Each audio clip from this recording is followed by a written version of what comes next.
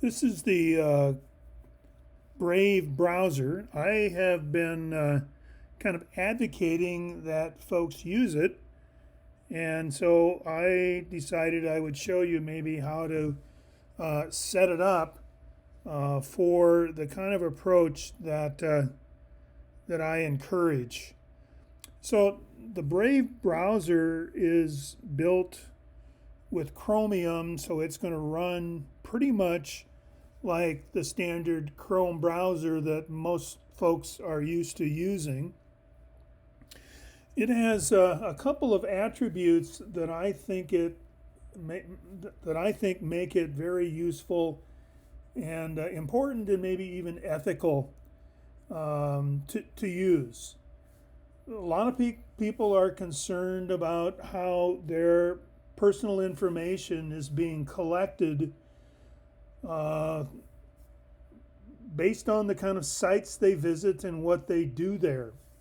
Now that's done mostly through cookies, both the cookies that collect information while you're on a site, and then what are also called third-party cookies, which collect information on other sites and then send it to whatever source set that third-party cookie. And this allows all kinds of targeting, which I don't think necessarily is bad, but you certainly want to understand how it's used. And if you object, these are some things that you can do. So the Brave browser provides various mechanisms that allow you to address these issues. The ethical issue I talk about concerns just the notion of blocking ads at all. When you block an ad posted by or embedded by a content creator or a service provider, you essentially then are viewing that content or using that service without you providing any compensation to offset the costs and maybe the expected profit of the content creator or service provider.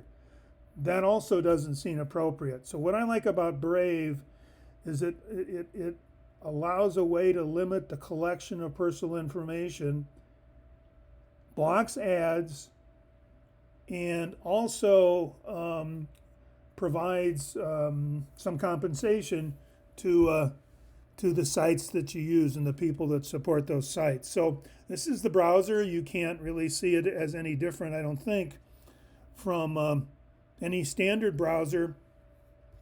The two, but it's so you basically you just download and use Brave, the Brave browser from some source, depending on your operating system, whatever you can use. You can use Apple or Google to get Brave.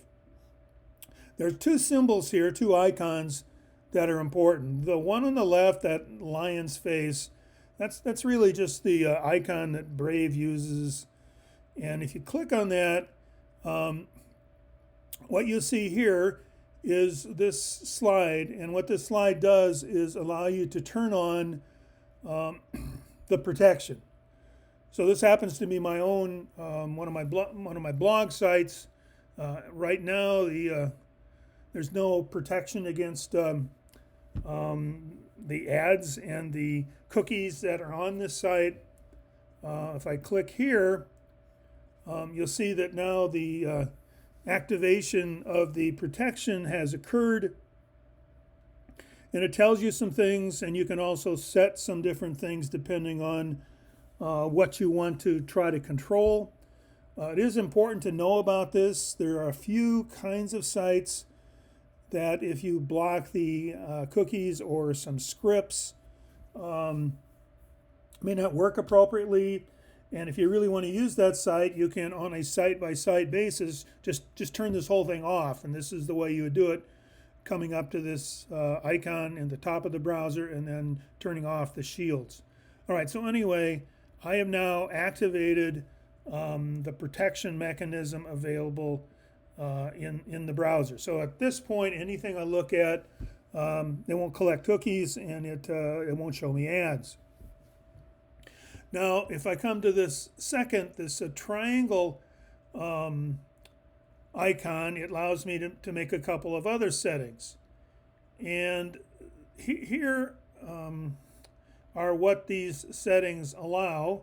If I come down here again and open this, you'll see there are two kinds of things you can do here, and I propose that you do them in an interrelated fashion. So if ads are turned off, at this point, you are not compensating content and service providers. Okay. Brave provides a way to do that. So it's more than just a browser. It's what I would call kind of an ecosystem. And what it allows you to do is to turn on ads again, but these are ads provided by the Brave ecosystem that don't involve setting cookies. They won't be as tailored to your interests. They're just kind of random things that advertisers have been willing to have posted, and that's a way for Brave and you actually to generate income. So Brave is technically compensating you by showing you ads, collecting funds based on the ads it shows you from whoever purchases the ad, taking 30%, if I remember, and then returning 70% to you in terms of what are called BATs, B-A-T, which is kind of their cryptocurrency. It is a cryptocurrency unit of measurement. And what you can do, and again, if you come up here, add settings, is you can set the frequency with which you want to see an ad. Now, ad's going to come up in the corner. It's not going to be disruptive. It's not going to be a pop-up or anything like that. A lot of times, quite frankly, I don't even notice that an ad has been displayed, especially if I'm working on a large screen that doesn't necessarily keep the location, which is in the upper right-hand corner, in my field of view. So I have this set, as it says here, at 3 ads per hour. And over time, of course, this will accumulate ads, and depending on how many ads I view, I will accumulate BAT. You can see up here earnings from ads. At this point, I have generated 0.25 BAT. It's early in the month, and this is not my regular computer, which are worth 6 cents. Okay, so I've made 6 cents in theory.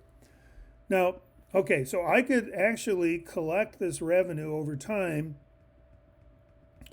but what I do instead is to contribute this money back to content creators. Now, I can put in money myself, and when I started using Brave, I put in $50. And I thought, well, I'll just see how this goes. I'll wait to see how quickly it runs down. And actually at this point, because cryptocurrency happens to be up at this point, I've made money just on my $50 investment, even though I have spent money from that to the sites that I visit. And this allows me here to determine how much I want to contribute.